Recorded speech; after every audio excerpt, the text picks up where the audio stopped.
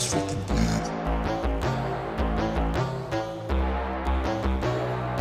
You won't see me stop, no, you won't see me quit. I'm gonna make it to the top if it's the last thing I did. Never catch me, man, I'm gone, cause I'll be working off the grid. Grinding through all the pain, I said I'd do it and I did. I'm the type to work until my hands fucking bleed. I'm the type to fight when others falling to their knees. I'm the type to ask for more pain, get it please. Cause on the other side of pain is everything I fucking need. I got a hunger inside of me, a flame ignites entirely. I work daily quietly to build a perfect dynasty, a place where my mind is free from the chains of society. Hello everybody, welcome to Forever a White Belt. We are back for the podcast here. I got my good buddy Steven the Answer and of course Buffalo Joe over here. I'm excited to have you guys back, man. It's been a couple months, yeah, roughly a couple months. It's been busy, man. It has been busy. Hell yeah, but we're able to make it work today, so here we are. Why don't you tell me what's been going on with you guys, man? What have you guys been up to? I passed calculus. Yeah. I passed calculus. Congratulations. I got trained up on some of the equipment over at the radio station, and you know, I was looking for work, trying to get back into training now. Now it's summer, and now I've been hitting the mat a lot more. Yeah, no, things have been just going the way that they should go, man. You know what I mean? I miss being a little sore every day. Like, I don't like waking up and not being able to walk, but being a little sore, it feels good. Yeah. You know what I mean? I'm a little bit alive. A little bit alive. Yeah. Well, I'm glad that you, passed calculus and you're moving forward with that stuff. Jeez, little bit by little bit, buddy. You'll get there. 1 year and a half, 1.5 years. And I'll be done. And he's done. Then he's back to doing what he used to do. Yeah, smoking crack. Smoking crack on the street. Back to it. Graduation crack. Graduation crack doesn't count. Yeah, it's kind of where a lot of like college grads end up. So you're on your way. I hope not. Yeah. You just remember, if I ever relapse, man, you just, like, if you see me on the side of the road with a sign, you just make sure you drop a little $1 in the bucket. You know what I mean? For you, my friend, I'll give you 10. Oh, nice. I'm gonna make you work for it, though. Yeah, you better believe it. Yeah. Be a returning customer. Hey, buddy. Good to see you again. What have you been up to, Steven? Well, speaking of graduation, I graduated. What? Yeah. I graduated summa cum laude with my bachelor's in human development. That's awesome, bro. What is summa cum laude? Cum laude. It's a ancient Sumo Chinese. cum laude? Yes. Yeah. It's a martial art. It's a Latin phrase. So honors, graduate honors are stated in Latin. That's the highest honors. You have to get a 3.9 GPA or higher. Nice. I had a 3.98 or 99. I'm not sure. It might have been 3.99. Yeah. Yeah. I had 1 A minus. Yeah. That's why we call you the answer. We go to you for all the human all development the tough might be your questions. thing, man. Yeah, definitely. Yeah. You're developing humans all over the place around here. Well, I mean, I have 5 or 6 children, so it helps. Boom. It helps Boom. me. Yeah. It helped me directly with Easy that. route. Well, congratulations, bro. That's awesome that you've graduated. I mean, again, you're well on your path to self-improvement. That's awesome. Yep. Now just to get a job. Mm-hmm. So anybody out there, he's looking. I'm looking. I'm in the market now. Yep. I haven't graduated from college or anything like that. I've been here. I've been here punching kids and trying to build up this program here, and it's been fun. I feel like that is the dream, though, isn't it? Yeah, no, it really is. You have landed in a profession where it's okay to strike women and children and some disabled people. Like, not all of them, of course, but the ones that walk in the door and sign the waiver. Matrix, bro. It's like, you guys are gonna go to college? Well, I'm gonna go over here. Well, really, Nate, I think you're in the human development business too. So I do my best, bro. Yeah. I'm trying to develop, these boys into men. Yes. That's what I tell them every day. Yeah. And then we get some 35, 45-year-old boys up in here. And I don't know, man. Yeah. I don't know. Just kidding. Guys, love y'all. You know that. So yeah, over the past couple months, we've done a few competitions now. But before we get to all that, I'd like to thank our sponsors as always. Special thanks to Cavocado. They got a shop over there in Bremerton, and they've been a sponsor of us now for many months. I'll actually be doing a podcast with D.A.R.E, the owner of Cavocado, and he's going to be invite me on as a guest, and we're going to sit down and have some kava and just BS on his podcast. So, nice. Watch out for that. Another thanks to Always Well Acupuncture. Rebecca and Brian, man. So I went down and got acupuncture. I don't know if we talked about that yet. But Rebecca did acupuncture on my shoulder. Never had it done before. My shoulder felt great afterwards. I ended up getting injured again. I have a herniated disc, and Brian's been able to help me with that. He's been giving me exercises.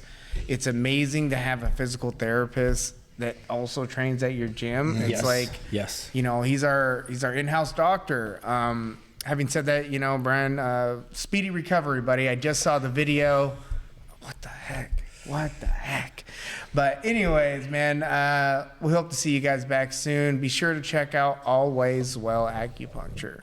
And the other one, dadshouse.org, a competitor that we have here at the gym. 2024 Scrapyard Fighter of the Year, Matthew Taylor, aka I miss Matthew, man. Dad. Yes, sir. He's kind of going through, his own personal stuff right now, so he's having to take a little break from the gym. But he'll be back soon. I talked to him just the other day. But in the meantime, be sure to check out his online store. They have a lot of amazing, things on there, like martial arts equipment. Not only that, they have camping equipment. Oh, nice. They have a bunch of stuff on his online store. So dadshouse.org, be sure to check that out. And the new big thing that's happening right now is we are moving the podcast and not only being on YouTube, but we are going to be on millions.co. It's a new platform that's coming up. I joined them. I've been doing interviews with multiple competitors within the Street Beast organization over the last 3 weeks. And that's where we're going to be moving our platform to, the millions.co app. So if you don't have that yet, be sure to download millions.co. We're selling our merchandise on there. We'll have personalized videos. We'd be happy to do our personalized shout outs or anything any request that you may have. That's how you're going to be able to reach us now. Millions.co app. Be sure to check that out, guys. Whew. Moving on now. Over the last few months, we've done a few competitions over at the Street Beef Scrapyard event. We've had multiple competitors in there, some first-time competitors. We've had Bulldog Rob go through. Man. 155er, little stick of dynamite, that guy. I mean, we've all trained with him now. I believe he is the pound-for-pound strongest guy here. Potentially, at being 155, the guy is just like dynamite. We should have called him Ant-Man. Right? Yeah, Maybe, it's still early on in his career, so you never know. Did you see him pick up Chris? Easily, Yeah, that was crazy. Yeah, he just lifts him up like he's nothing, bro. Yeah. I didn't see that. That's awesome. Yeah. So we had Bulldog Rob compete in his first ever boxing match. Ended up getting a split decision.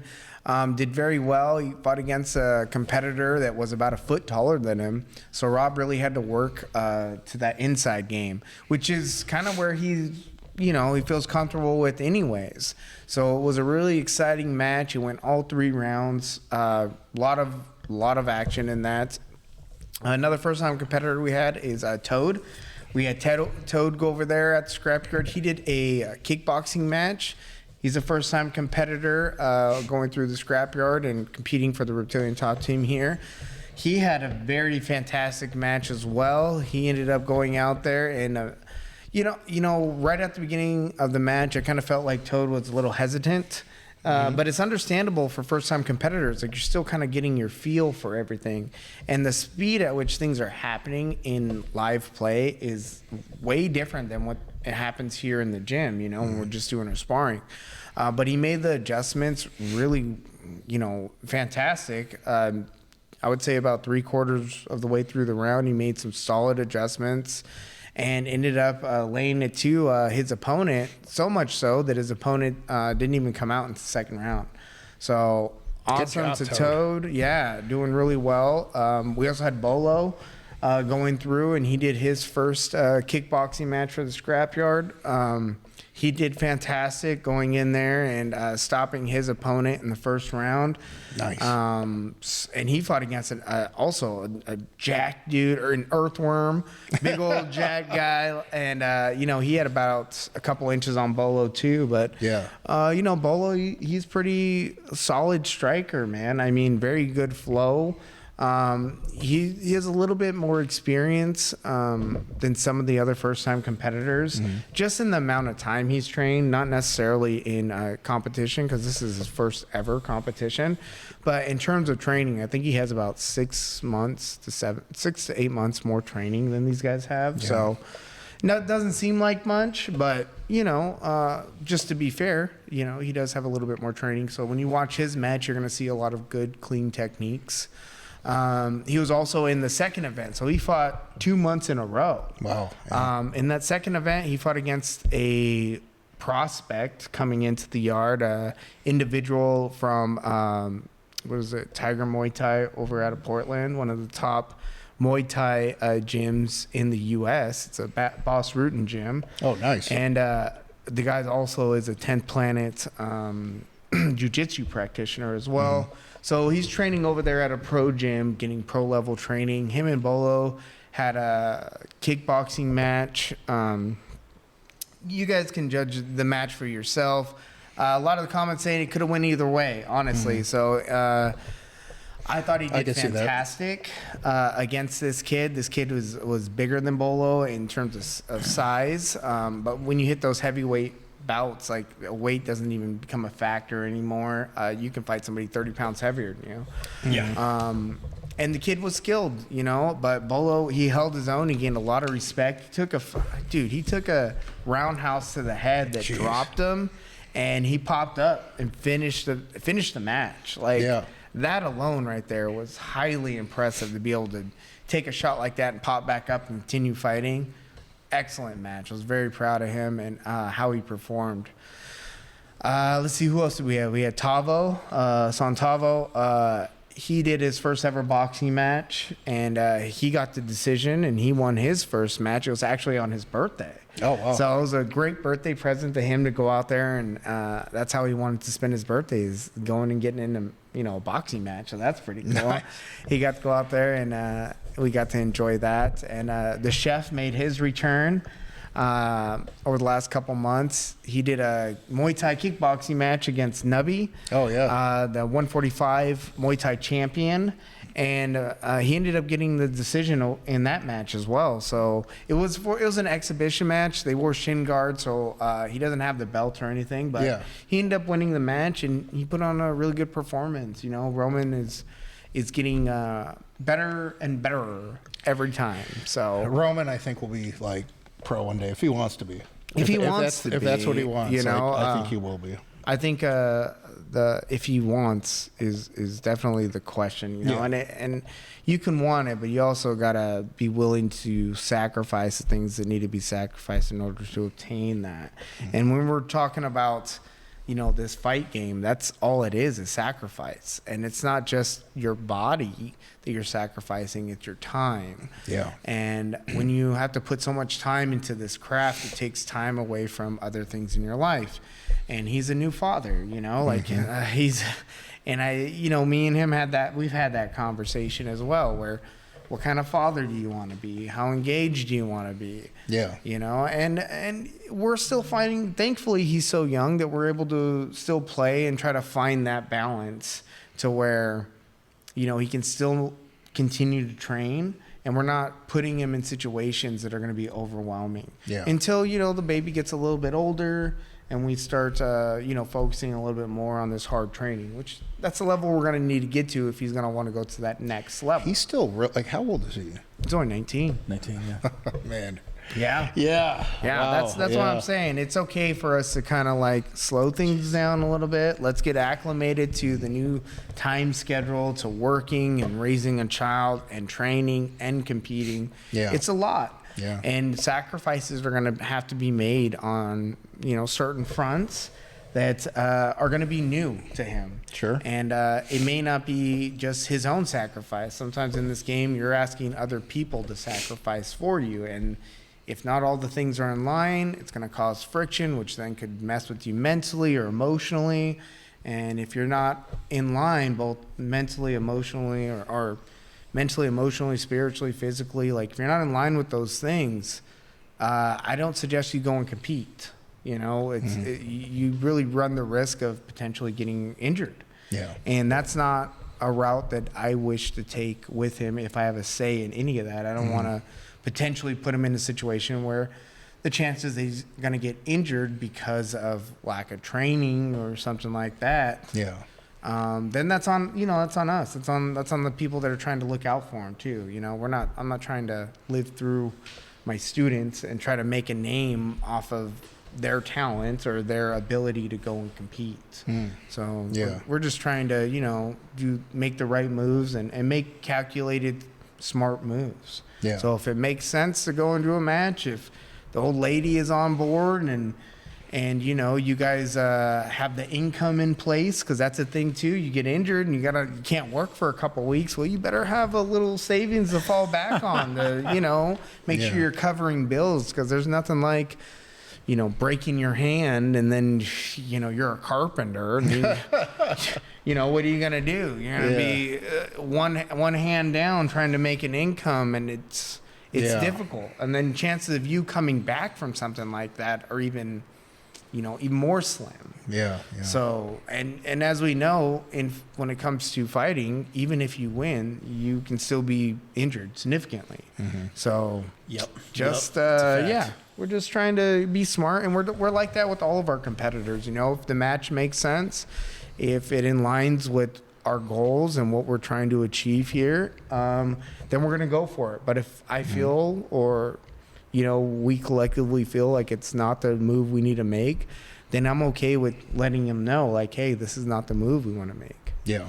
Having said that too, I've also said too, if I tell you it's not the move we should make and you're 100% in, like, no, coach, this is where it's at, then I'll stand by you.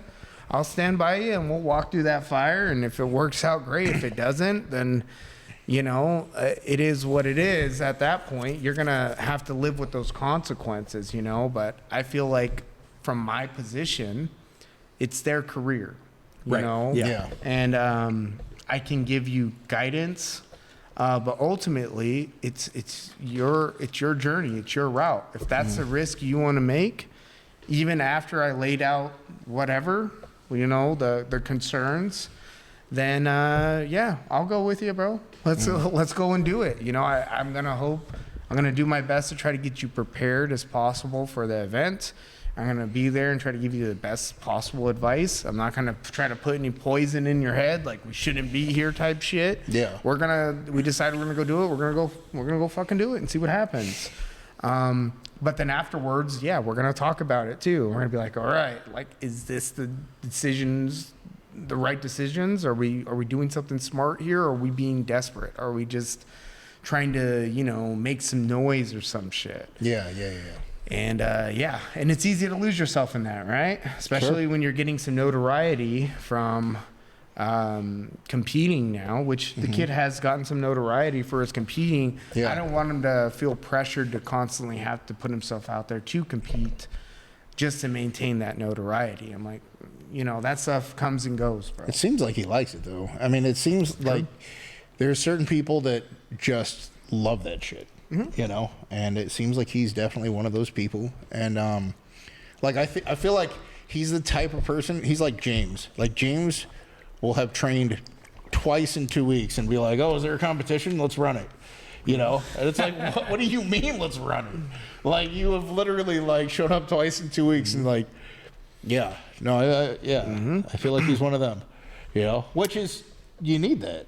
Sure, you need that, but you do. But also do your homework. Yep. You also, I mean, you can get away with it, because both of them are talented. Yeah. And a lot of times, Yeah, they have the physical attributes. Sure. That kind of put them above like your average competitor. But it's the guy where my concern comes in is when you run into that guy that is trying to also do what you're trying to do. Yeah. And he's looking at this like, no, I'm trying to be pro, and he's in there working, and and you run into that monster, and you're unprepared for that monster. Then it becomes like your talent could actually get you in deeper water because you're competing with the guy. So the chances of you actually getting really injured go up, because he's gonna have to really put it on you to beat you.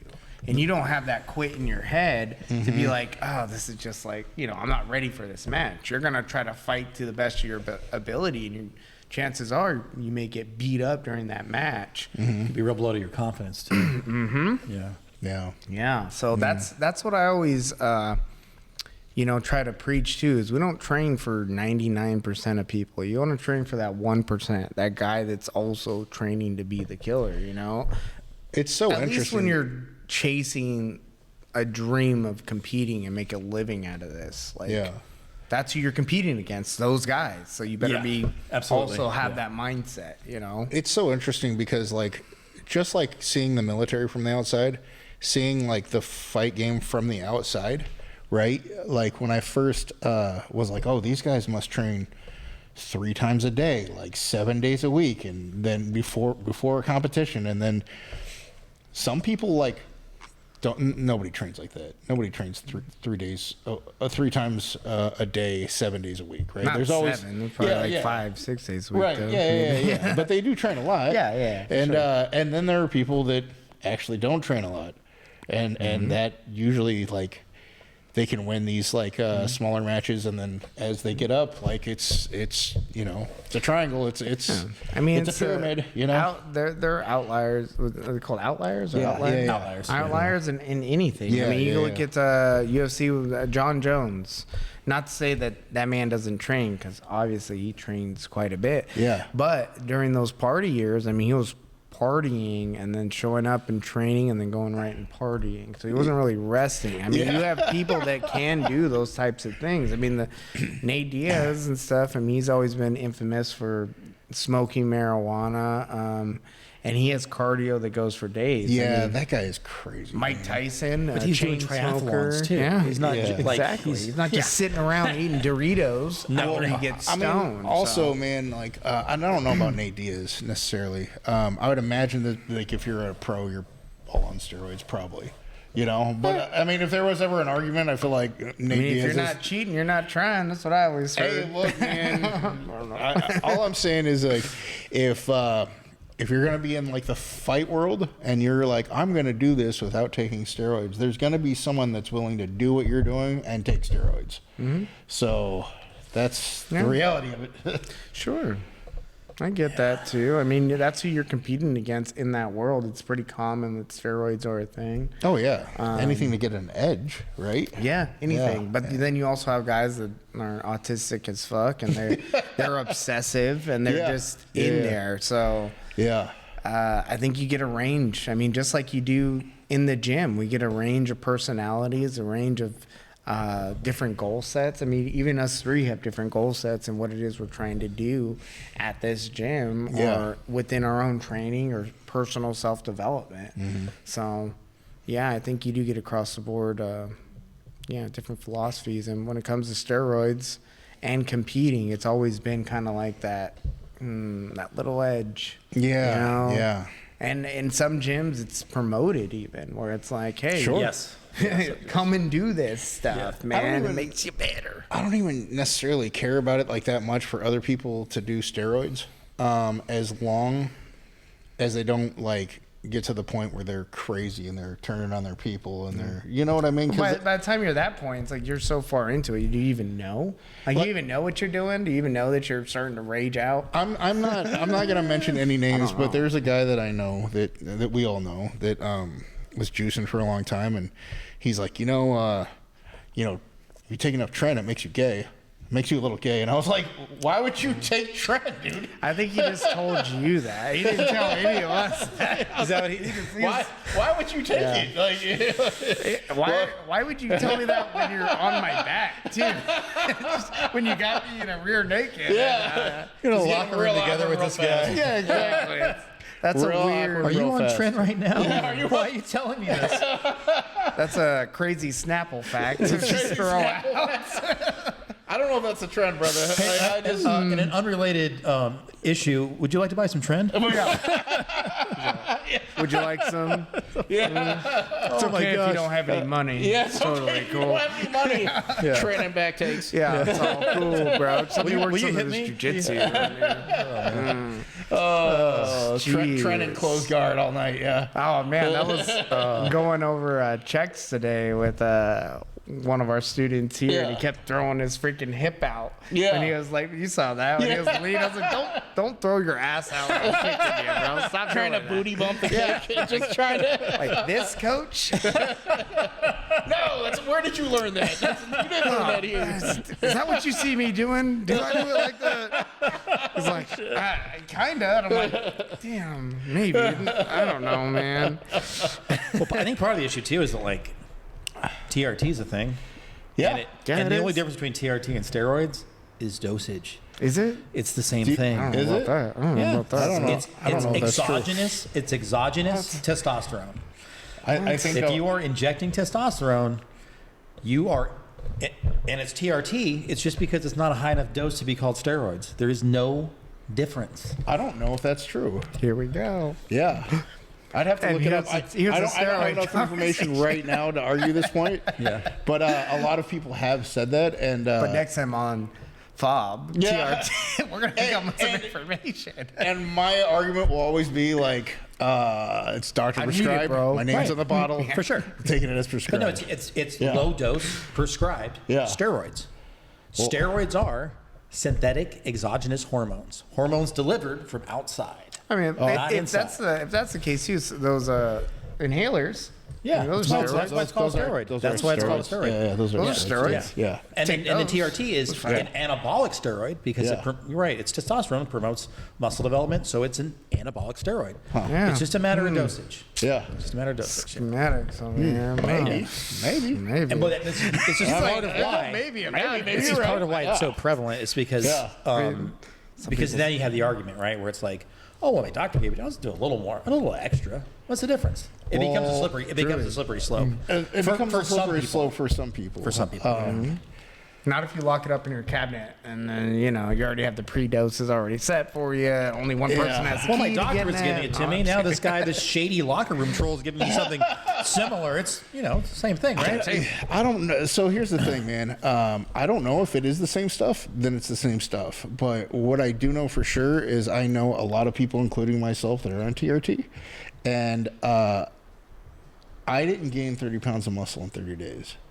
Right. Because it's not a high enough dosage. Yeah. As a matter of fact, like, I didn't notice a whole lot of anything in my strength because I was already super strong when I started taking it. I can't tell you like one thing as far as strength that I have gained. But my the body, shrinkage. but the shrinkage. No, no. But there's all the strength that you didn't lose. Yeah, maybe. I am 40 now. Yeah. I am 40 now. So I was definitely stronger in my 30s than I am now. I was. It depends, man. My bench is stronger only because Old man strength. old man, and my legs have gotten weaker because I can't do the load anymore. Bad sciatic. Yeah, I can't do the load like I used to be able to anymore. Yeah. Listen, man, the yes, load is you hard. can. Okay, the load. Yes, you can. No, I yes, can't. you can. You can No. take that load, bro. My right knee is messed up. I It got ain't nothing to do like, with your knee. sciatic nerve It's stuff. all about your will, Yeah. Joe. You can take that load. No, bro, you can't take the load forever. You can take the load No, you forever. can't. With enough trend, you can. Oh, man. Back to that. Yeah. Take all kinds of loads. Oh, my gosh. Yeah. Jesus. Yeah, they don't call you Buffalo Load for anything. You're gonna get the buffalo load. Oh, man. Yeah, so Trent, I mean, steroid, not a steroid. I don't know. Well, technically, I think maybe. that there's like I don't know. there's a bunch of different like stuff though. There's a bunch of different like there's the anabolic steroids. There's Tren, which I don't know if They're all the same. testosterone derivatives. Maybe, Except but, for Anavar. but there's definitely some that like promote like your actual testosterone. There's that stuff that you get over the counter. And then there's like the testosterone, right? And then I'm not really sure when it comes to like the other stuff, right? Like I'm not really sure. Like that world is kind of pretty new to me. Like I don't know a lot about it. Steven's like, I just graduated college. I'm telling you right now. I'm a college graduate. Well, no, It's steroids. but see, like, okay, What is like, steroids?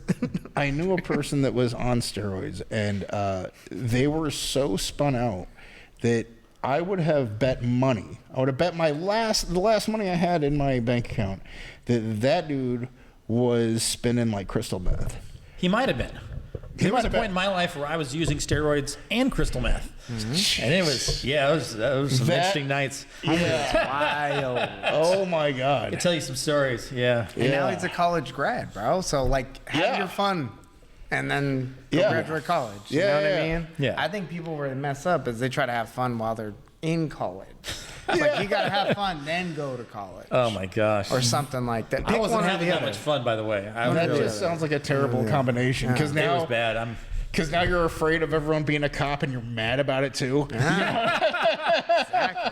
At one moment, I can remember this moment in my life where I felt like the juggernaut.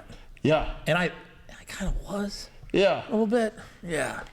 Breaking down walls and shit, or breaking in the buildings. That was wild. I was just taking a stroll down the street, downtown Portland, Burnside, walking past the park there.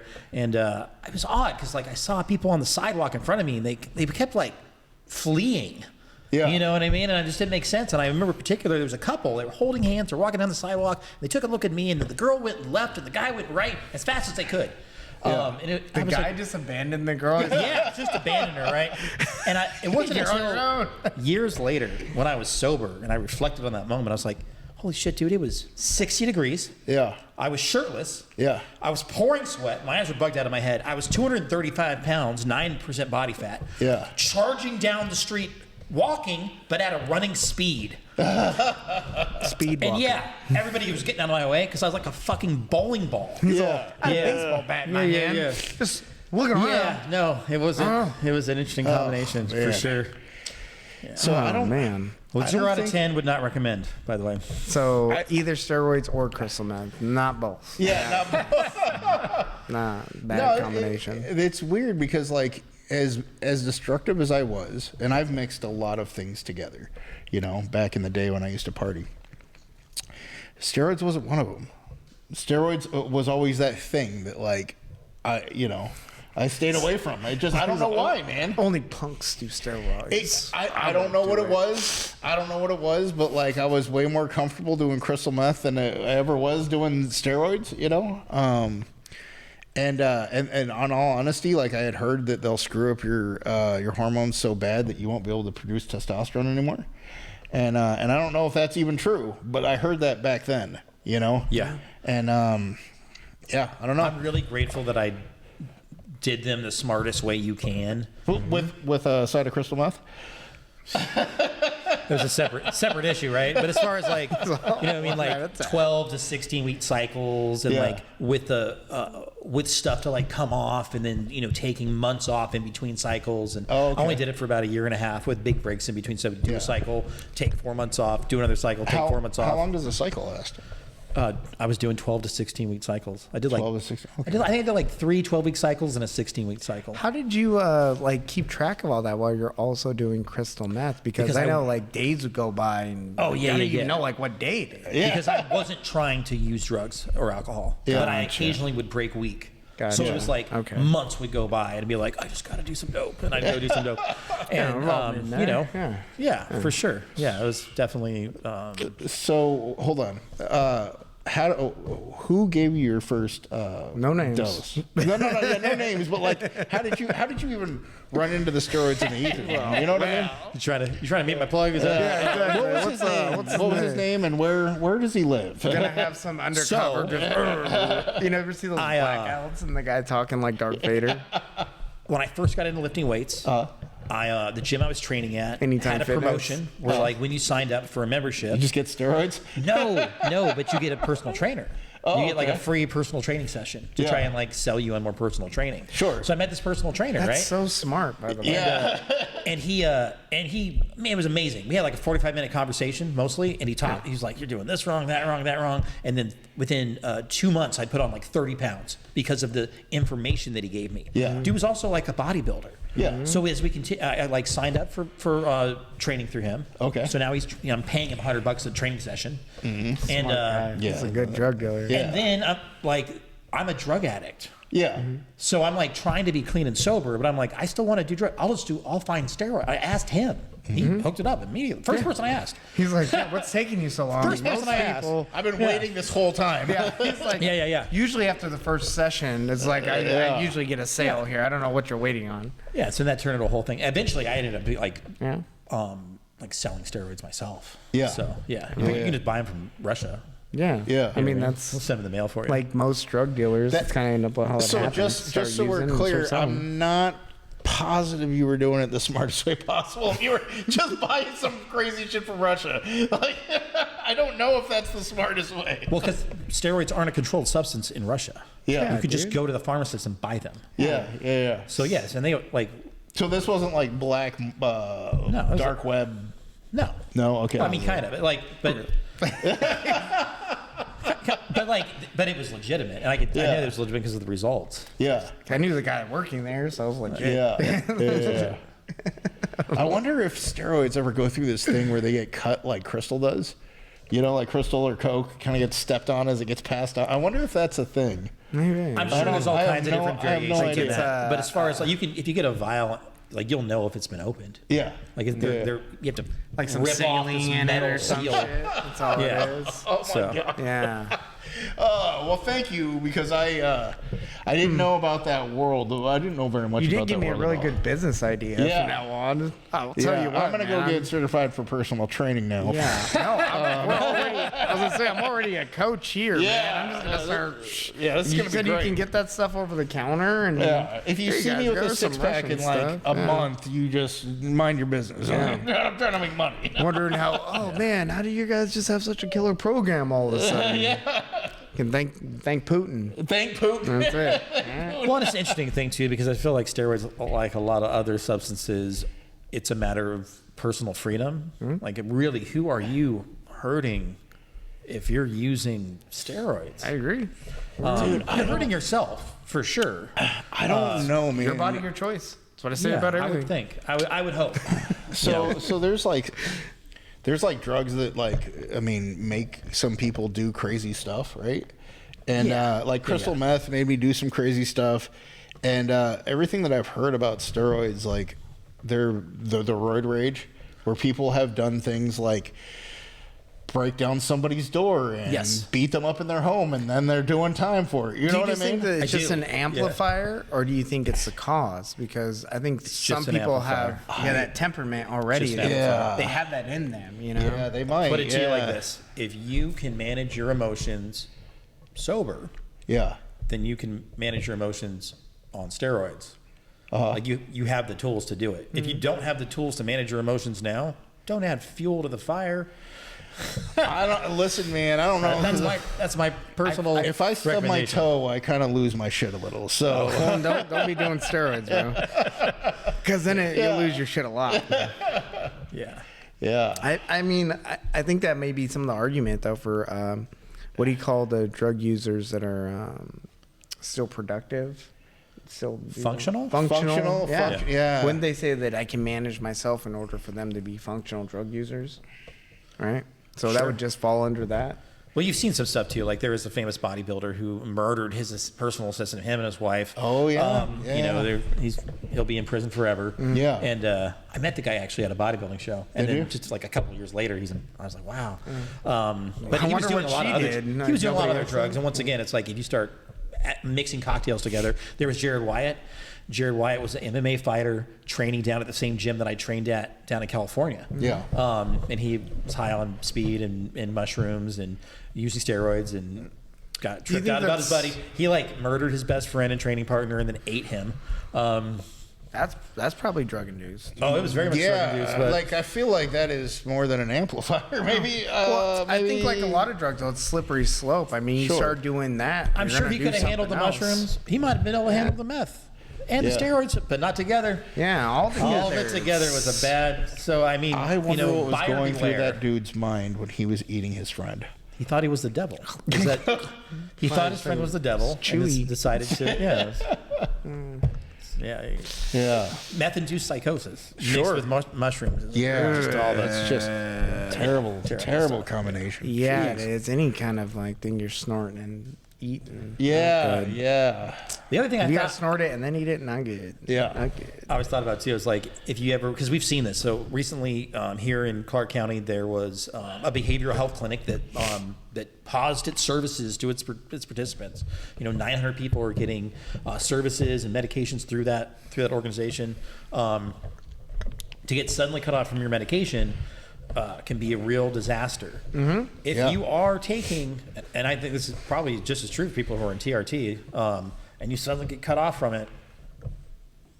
I mean, I yeah, don't you know. can definitely mess with you emotionally. It could be, Yeah. it could be problematic, and so it's something like from my own part, I'm like I'm never going to go down that road. Yeah. And from my own personal experience with steroids, I'm like I know me. Like if you get me a vial of testosterone and tell me to take 50, 100 milligrams a week, all right, Yeah, yeah, I'll only yeah. take it 600. Don't like come on now.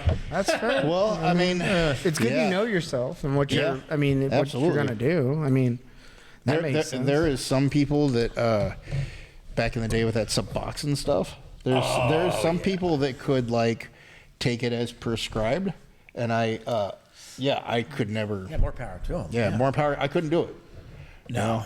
Yeah, I couldn't do it back in the day. Like that was my idea of cleaning up, man. Do you think that you'll ever have a different relationship with some of the substance? No. Or, no. No, I think my hardline stance is exactly where I need to be, and it's good for me. Yeah. Yeah. And like people have stated some concerns, like really, if you ever got cancer, you wouldn't do chemo. I'm like, no, I wouldn't. Let me die. And so it's good. It's good. It's okay. Yeah. But that's okay. People can have their Hold opinions. on a second. You that's wouldn't fine. do chemo, and you would just die from the cancer? That's, Yeah. Sure. Yeah. Okay. I'm good with that. Yeah. I know some people have Like, some I don't hard. plan on ever taking any medication ever again. I don't plan on it. Wow. Wow, I didn't know that you were that crazy. No, I mean, More power to you, bro. Listen, I am. I'm just that sick. I Like, stopped using drugs and stuff a while back, but when I got my hernia surgery, I was like, hey, where are them Vicodin? Let me get a couple of those. I didn't fill the script or anything like that, Yeah. but I definitely, like, right after I got cut open, I was like, let me get a couple of them things, Were you nervous at all about? Yes. Yeah.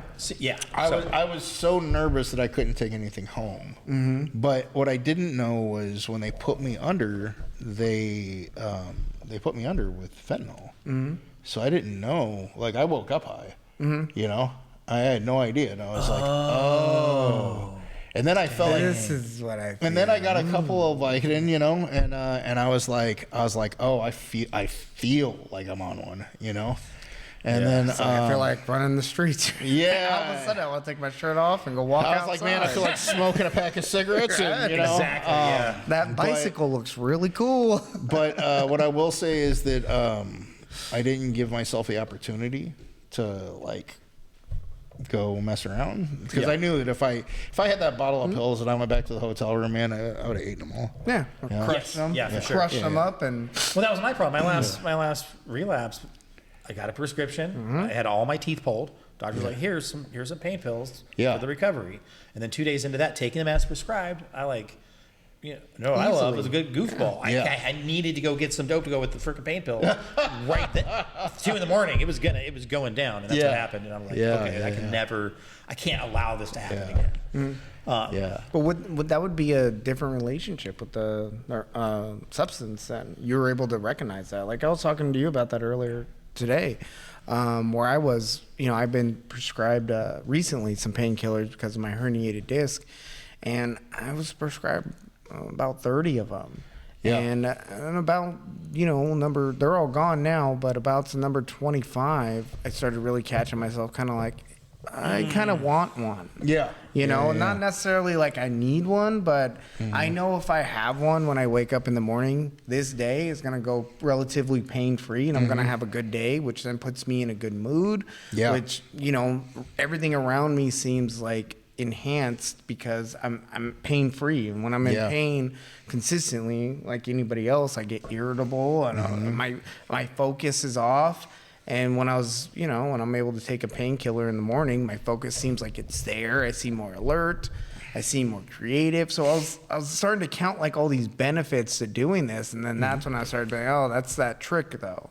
That's that devil trick that all drugs or substances seem to do to you. It's all great up front. And then before you know it, you're again walking on the street just like, where the hell? And you don't know how you got there. And since I've gone down that dark path where I never want to get to again, I also have those phobias of being like aware of how I'm feeling when I'm dealing with these substances. I feel that has helped me not go all the way down that pathway. But again, too, in my experience, you went a little further than even I went. I was lucky enough to where I didn't lose like my home. I didn't lose my job. I was a functioning drug addict where I was able to maintain an income and a lifestyle because I was in an atmosphere where this was accepted. I worked at strip clubs. And everybody was doing substances there. So I wasn't out of place, and I was able to go to a place where you can do this stuff, still make relatively good money, and go home. So I was able to maintain that lifestyle.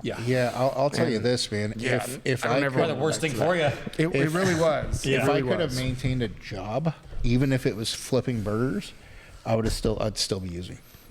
For sure. Well, that was also one of the fears of it too. Is that was readily available. It's like, I can go and do this, and I can be this way. I mean, I've been out of the industry now for 3 years. I know guys that are still, substance abusers that are still in the industry, and I know that they're still using. I've spoken to them even recently, and I know they're still using. And I have a level of empathy for them because I was in that same situation, and I know when you're in that deep and it's all around you, it's almost impossible to go and be sober in that environment. When you are so accustomed to showing up to work, doing a gram, and then being high with everybody around you, how do you go back? You just can't. Like your life now is that. It's also weird that like if you ever said that you weren't using anymore, that for some reason people would be like, "Are you sure you don't want to get high today?" Oh yeah, no. All of a sudden, your friend dealer is like, "Oh man, that's too bad because I'm trying to get rid of some. I was gonna give you 3 for 1 today." And you're like, "Oh, well now I'm going up on a come up, so I better not quit today." He's like, "Well, I'm going out of town, so I need to unload real quick, so I'll just go." But if you're not, like, I get it, but here's, and $20 cheaper too. Yeah. And then you're like, well, I'd be dumb. I'd be dumb if I didn't.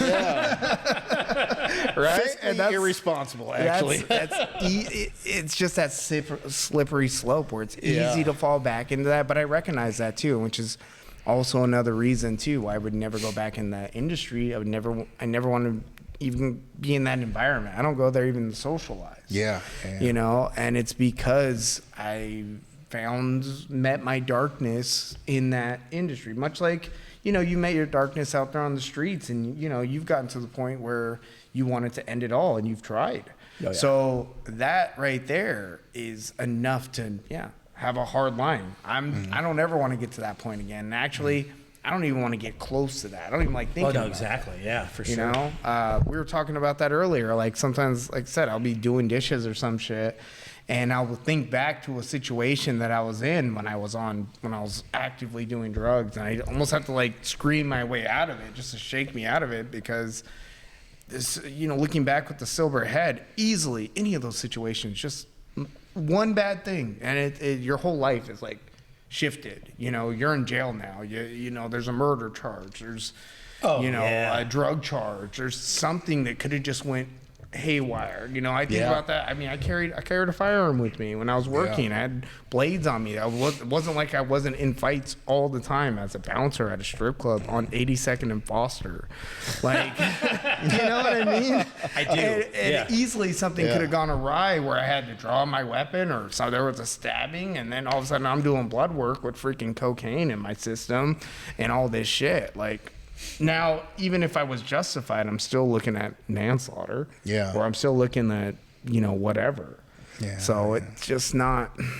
Yeah, I think about that stuff and think like, oh man, I got so lucky. I don't ever want to put my family in that situation. My loved ones, my daughter, my fiance.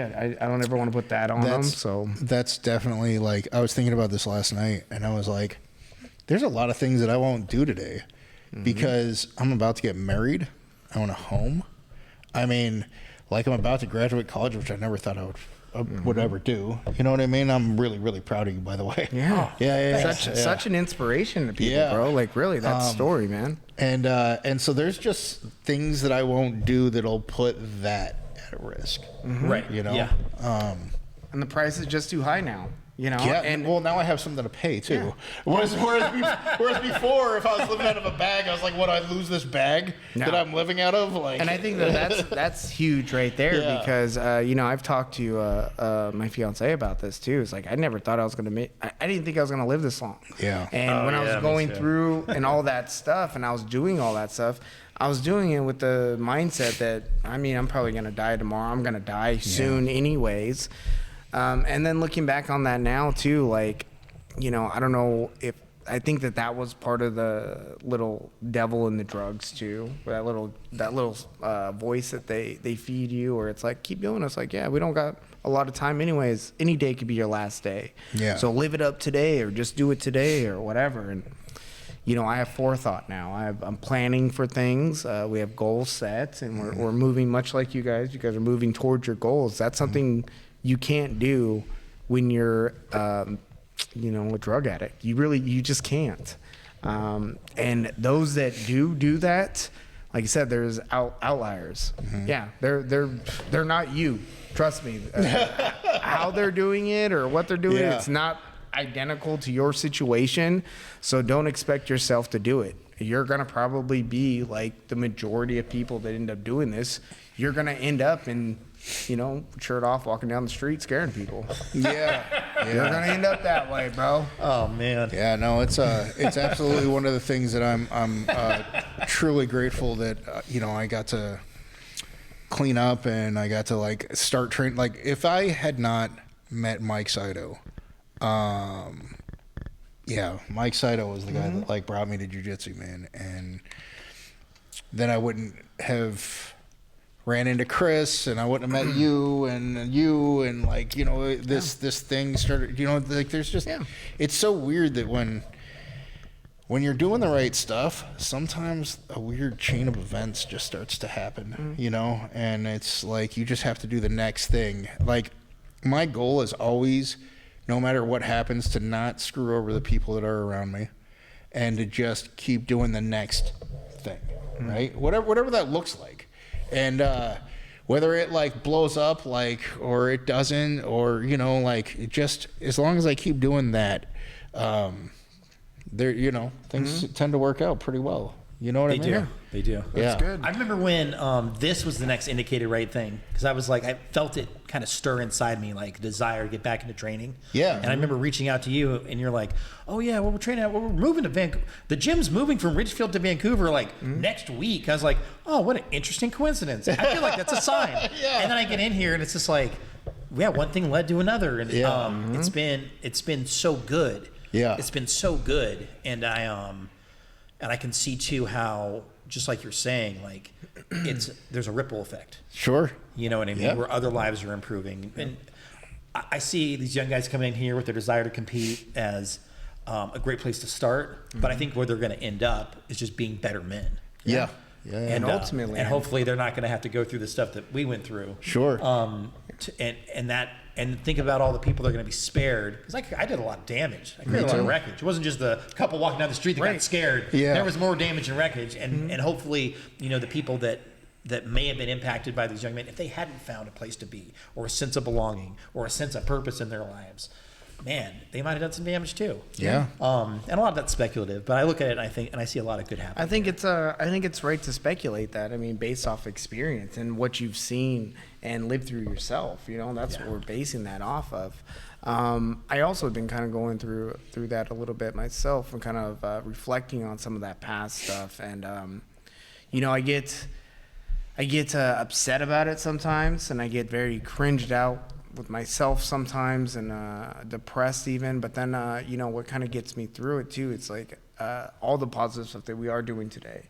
And I feel like in hindsight, maybe that's prices paid. Like maybe Agreed, that's 100%. what needed to happen to get us to where we are right now. And I'm happy where we are right now. And I'm going to do my best to take full advantage of it and to continue to grow this. Yeah. And I try to look at even when we're doing this, all the positive stuff, we still hit road bumps. Yeah. And I look at those road bumps as just a test of a price that needs to be paid. And whatever that is, I'm going into it with a better mindset. Compared to before, I would hit a situation and then I guess the fallback was just more drugs, just to neglect it or put it off or, and that's an easy thing to do. It's easy to get wrapped up in. But since we've been able to create this and the community and the team and all that, and, we're kind of now at the top of that compared to, before when we were students. We're now leading the way. I feel a sense of responsibility for these younger guys and for our students to come in here to also keep my life on track. Yeah. And try to be a better version of myself, to try to implement that for them so that they can have something to go through. Or something to strive to. Yeah. You know what I mean? I hope that, one of these days, like, I can get enough students together and maybe one day steal from them. Yeah. Maybe one day they can hold us up here. Oh, man. Yeah. You don't need a bunch, just one who's got enough deep pockets. Deep pockets, One bro. student with deep pockets. Come on, man. No, but you're right. You are absolutely right. It's important for us, like, if we are going to be, like, say, leaders here, that we should definitely lead by example. That should absolutely, the values that we have, the values that, the things that made us a team, right? The circumstances that made us a team from the chaos that was out there that helped create this, right? It's important that we make sure that we're doing right by each other. I agree with you, and like I said, we take that serious, and I've been feeling that responsibility more and more lately, just because some of it is because when we started this, I was training guys like relatively our age. Yeah. And now we're getting an influx of younger men that are like 18, 19 years old in their early 20s, and I'm looking back when I was that age, which wasn't terribly long ago, and I'm seeing myself in them too, and I'm trying to they can't, so like when they see me in here and they see the skill sets that we have or whatever, or they see my relationship with my fiance or whatever, what they can't see is all the bullshit that I had to go through to get to this point, right? So they don't understand like all the heartache and all the pain and all that. They just see the end result. So what I'm trying to do is give them that experience of like I'm trying to give them that experience and life experience without having to go through that hardship, by explaining the hardships I've been through and the lessons I've learned through those hardships. And then also trying to get some of the hardships, because everybody goes through hardships, trying to relate my hardships to theirs, and how some of those lessons can, go cross-platform almost. Like you can learn some of the same lessons through hardship. It doesn't matter the hardship. You can learn certain lessons out of it. And if I can just kind of point the direction to that lesson for them, hopefully they, it gives them a little edge up on their situation. Yeah. Ideally, anyways. I mean, nobody raises kids right. We all suck at it. Everybody sucks at raising kids. So we're just trying to do our best to, like I said, steer people in the right direction. And well, there's one thing I can tell you about influencing children, and that's the behavior modeling is superior to counseling. Yeah. Kids hear like a fraction of what you say, but they watch everything you do. And that continues on for quite a while. So we get some guys in here that are teenagers. They're watching. Yeah. And we get to be a good example just by our conduct. Yeah. Hell yeah. All right. Well, guys, that's gonna pretty much wrap it up for us today. I really loved having you guys back.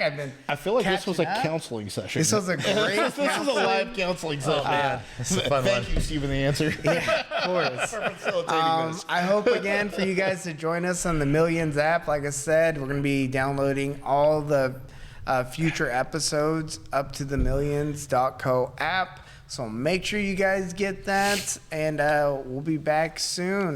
You guys got anything coming up? No, not yet. No. Well, we got a competition coming up next weekend. I think it's the 24th next weekend. Yeah, it's somewhere around there. It's next Saturday. We'll be at the Street Beefs Scrapyard event.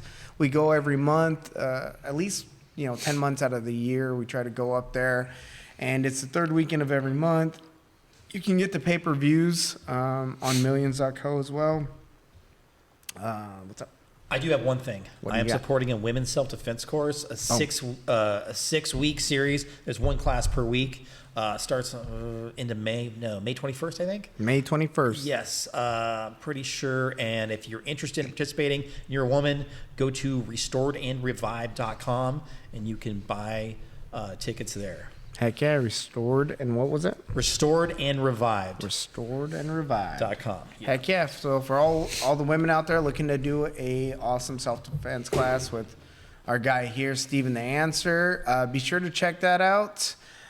Be sure to follow us on our social media. We got the Instagram. It's been growing like crazy. F.A.W.B_podcast for our Instagram, or follow me on my Facebook page, Naughty Nate Smith on Facebook. That thing's been growing. We got the YouTube channel, of course, at F.A.W.B. And yeah, millions.co. Make sure you guys check them out. All right, y'all. Thank you. See you later. Bye. Take it easy.